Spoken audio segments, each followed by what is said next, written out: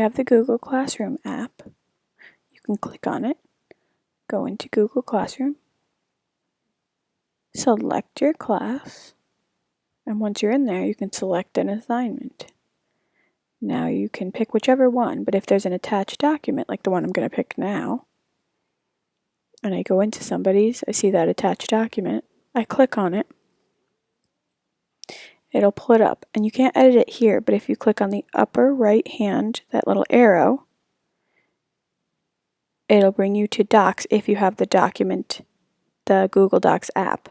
At the bottom right, there's a little pencil. That's how you can edit documents on your phone.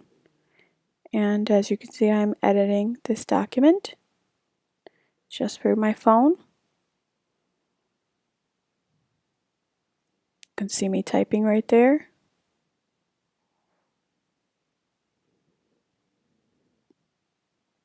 I wrote, now you can use your phone to edit and open documents for your Google Classroom. And then in the upper left hand, you could just hit that